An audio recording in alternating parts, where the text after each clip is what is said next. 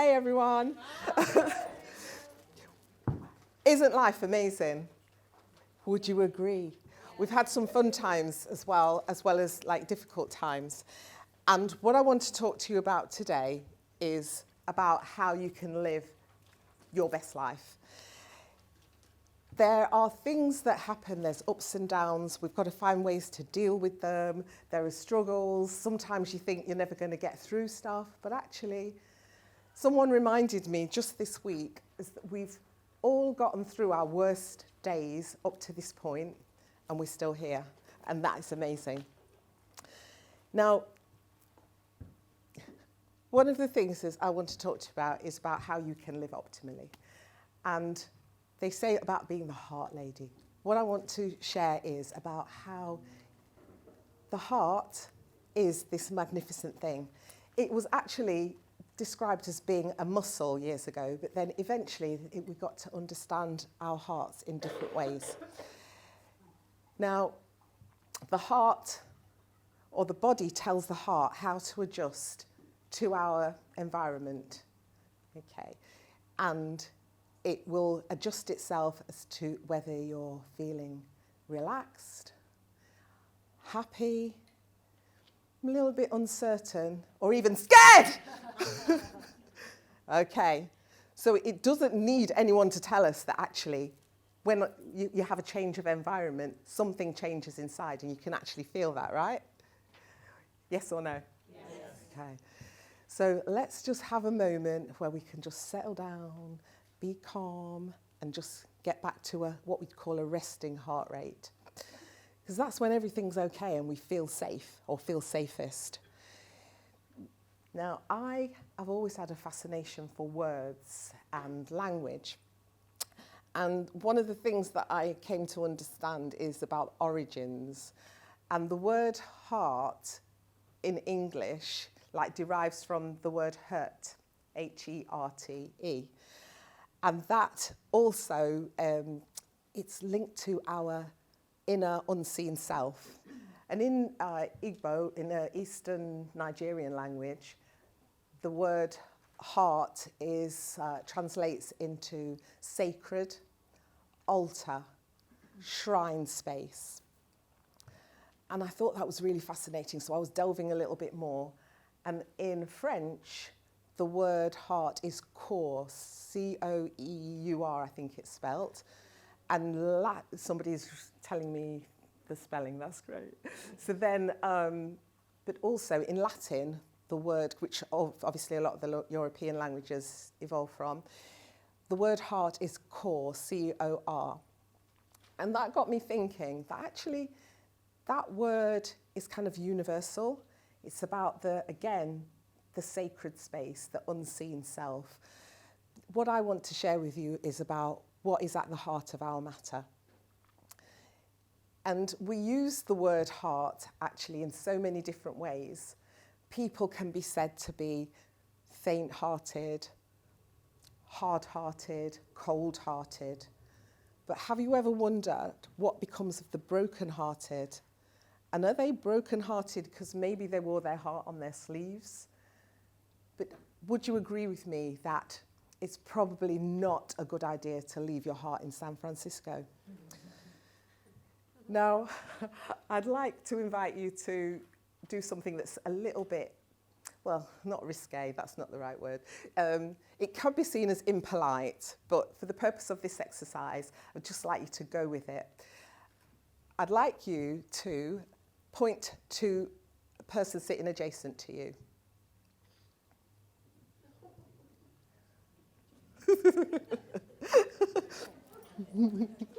Yeah? Okay, and then I'd like you to point to yourself. Okay, notice where your finger is now. Yeah? And the difference being that when you're pointing towards somebody else, it's kind of general, but when you're talking and pointing towards yourself, it's here in the heart. Okay? And as I was saying, the heart has this biological function. It is about the size of a clenched fist, and it's situated to the left of our chest cavity. But what it is always right. The heart gives us our intuition that we see into, we look into, we get insight from. And you know on the adverts when they say, here's the science bit, and then you get this bloke's voice saying, so I'm going to just say to you, here's the science bit, which is really fascinating to me, and maybe you'll agree too as we develop the theme. The heart actually pumps, it beats 115,000 times a day to circulate through the body's 60,000 kilometres of blood vessels to feed the body's 30 plus trillion cells. And that is just absolutely amazing, that it just does it. It just keeps on doing it time after time. But we also associate the heart with love. And I feel like the heart generously and lovingly gives us what we need all the time without complaints. And it's about how we look after our hearts and how we share our hearts, in the sense of the heart actually has electrical impulses. You know when you see on the monitors the little lines going up and down? That is energy output. And what we've found over time is that energy actually transmits energy, and it's like encompasses our body and can radiate outside of our physical space. So sometimes you'll go into a situation and you'll feel like, oh, that doesn't feel quite right for me. Yes or no? So have you had that experience? So it's because our heart has what was discovered in about 30 years ago, in 1991. My maths will just give or take a few years. The heart actually has these particular cells inside, and they are brain-like cells. Now, why is this important? It tells us that the heart has its own intrinsic intelligence, which, like the brain cells, can think, feel, and have a memory of its own, different to the brain cells.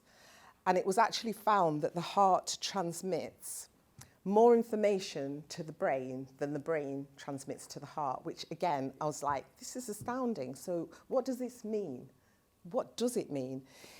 It's though that in terms of what we know, what we feel, actually is a heartfelt thing, not necessarily a brain-led thing. What we know is that the brain is very compartmentalized in a way. It's like it's logical, it works out, is this good or bad? It looks at those opposites, whereas the heart is a more integrated aspect that just knows. The heart knows. And home is where the heart is. We can actually get a lot more information if we just tune in and listen to what the heart is telling us. And if we just take a moment and take a breath, you can actually just sense what's going on around you. What are your thoughts? What are your feelings about how this day has been, for example, what you did from the beginning of the day to how things have been throughout. Just be with that in this moment. Now, in terms of the work that I do, I would like you to go back with me to, it's 2015, and I'm with my client, Melissa. She reminds me a bit of Phoebe from Friends. And she's at the office, she's coming in, she's wearing a long denim skirt, a crisp white shirt, and a beautiful leather jacket. She's got a little bit of, I'm not quite sure what it is, uncertainty, but also, conversely, a ready for business sort of appearance. Okay, come in, Melissa, great to see you. I know we've spoken a little bit already, but tell me what's happening today. Oh gosh, Lema, I don't know where to start.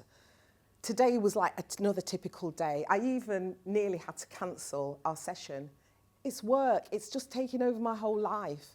And also, there's the thing about, there's family stuff going on. I just don't know how many more ways I can stretch myself. Ooh, that sounds a lot. I'm glad you didn't cancel the session though. How are we going to sort some of this out today? Well, I'm just not sure. I'm just like at a total loss. But, okay, Melissa, so if your fairy godmother popped up with the I'll give you 3 wishes routine, what would you say? Do you know what, Lema? I just don't know. I don't think I've even like thought about what I actually want. I think I'm so busy like making sure everybody else is all right, pleasing them, that I don't give myself a minute's peace or space. Well, you know what, Melissa? The thing about it is, when you're not sure what you do want, when you know what you don't want, you're kind of halfway there. You know what you need to leave behind or what you'd like to leave behind, so it's about what you're going to do going forward. Well, I hadn't really thought about it like that, Lema. So, okay. What I would really like then is to have more time for myself, just have more energy. I'm feeling so anxious a lot of the time because I always feel like there's something I've missed out, I've forgotten to do or I need to do, and I'm just like really tense and stressed too much of the time. I'm not sleeping properly. So what I'd like, in answer to your question, is to be able to relax more, to have a better night's sleep, not be waking up at stupid hours and then can't go back to sleep. And I'm just exhausted too much of the time. And the thing is, I know it's not anybody's fault. It's me. It's like, I'm doing this to myself. And I don't mind helping out and I want to help, but you know what? Sometimes I'm just beginning to resent it a little bit. And I don't want to take that out on other people because generally, you know, I'm happy to help, but this has got to a point where I don't know how I'm going to survive it. And I know that sounds extreme, but that's how I feel. Look, Melissa, it's not extreme at all. It sounds like you've been doing this for a long time and you've come to a point where it's just too much. I can see that you're really exhausted by it. So what we need to think about is what the alternatives are. So in terms of, can you relate to Melissa's story? You might be thinking, that's me. You know, I'm always buzzing around.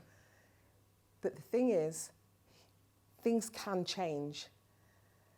And so over the next few weeks and months, I started to work with Melissa to look at what else was going on for her.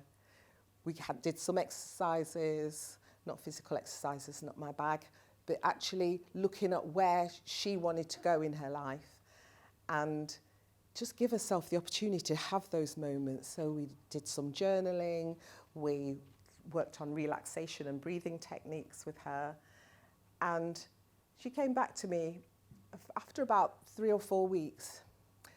We were online this time, and she was like, just looked different.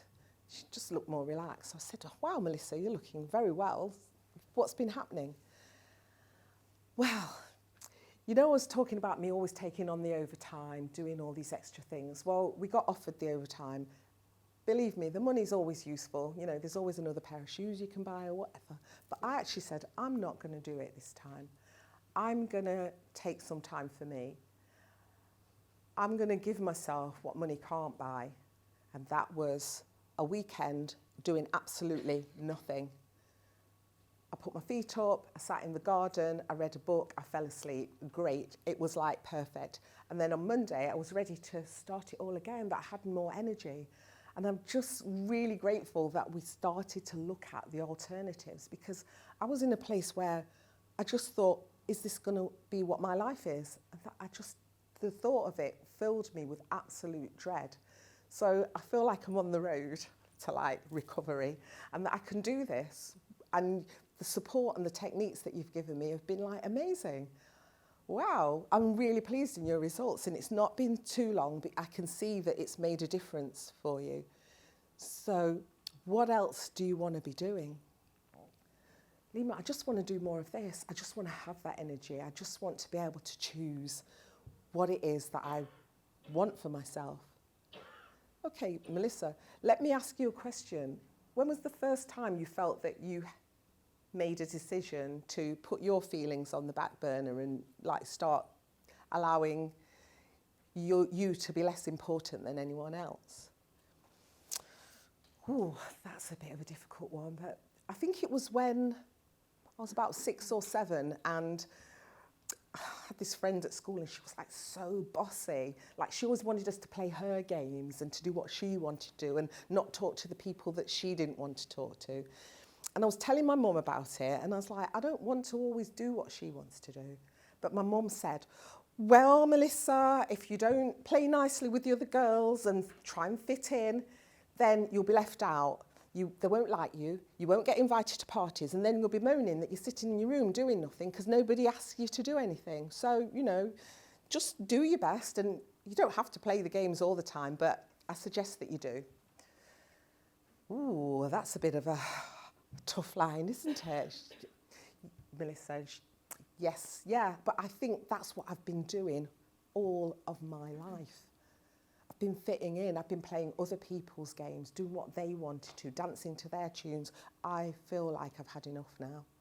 And I feel like I've got the skills and tools to ensure that I don't have to do it anymore. Now, as Melissa was telling me her story, I was reminded of another person that I know. Her name's Felmina, and she was a child full of bubbles and energy. Only she's the youngest of 6 siblings, the youngest by 6, 8, 7, oh no, here's my numbers again, 10 years, 15 years, 13 and 17 years. So, of course, there were older people around her, like, she felt she had to fit into this. She had to, like, edge her way in, try and make sure she was seen and heard. But, so one time, Felmina was in a room with other people having a talk, and she thought she'd chip in, like, give her opinion for a change. Other people are talking, she thought she'd, like, do that too. But she was met with, be quiet, no one's interested in what you've got to say. But that really crushed her. And over time, Felmina began to think that she was not okay, and everyone else is. Everyone else had more ideas, they were smarter, they had better opinions, they mattered more. She began to feel that she wasn't okay, she wasn't enough, and maybe she better just get herself into the background. And so she became that person. But school was different. Her friends and her teachers actually were interested to hear what she'd got to say. So she was that kid who was always putting her hand up, always having something to say and loving the response.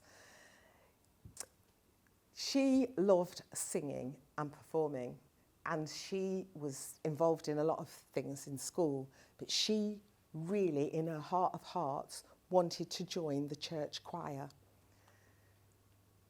You can't join the choir, you can't even read.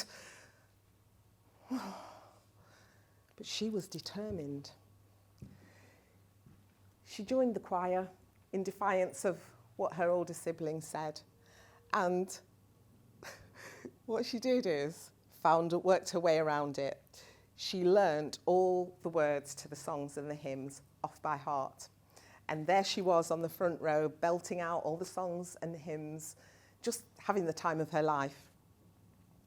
Now, so that really made her happy. It made her heart sing that she was part of that. Now, you may be wondering what happened to Melissa. Well, Melissa eventually gave up the job that she was doing. She felt it wasn't giving her the rewards that she really wanted.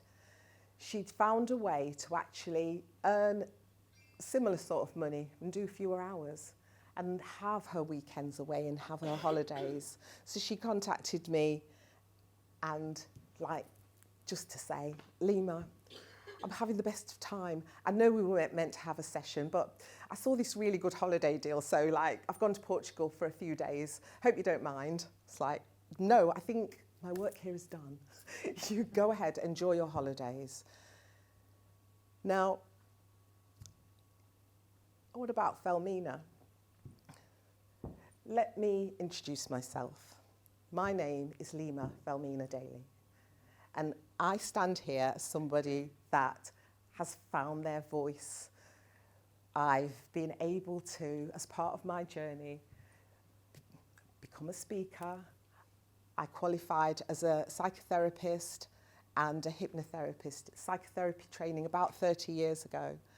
And I trained with Dr. Ian Stewart and Adrienne Lee at the Burn Institute, and subsequently went on to train with Marissa Peer as a hypnotherapist. And prior to that, I was actually qualified as a social worker. And for me, that's where my heart was, but something was missing. So what I've been doing over time is developing a process whereby I can integrate all of my interests, all of my heartfelt passions in order to develop my program, and which is the Achieving Your Optimal Life Balance. And of course, from the heart-centered approach. As I said, the heart gives us a lot of information. They call those specialist cells in the heart the brain in the heart, or the little heart, and it will give us information. Your heart is always conveying what it is that you want. You need to listen to your heart. You need to find out what gives you your passion, what brings you your energy, what motivates you. And for me, I feel inspired by just doing what I love to do. I've recently, in terms of singing, I started retaking singing lessons, and I got invited to sing with a band, and I've done some live performances, and also just developing ways of inspiring people to achieve their own heart's desire, to really find what they absolutely love to do in their heart of hearts. And if you feel inspired by anything that I've said today, then that also brings me joy. And if you'd like to discuss anything further, then please feel free to come and have a chat with me later. I've been Lema Daley, and I'm really pleased to be here.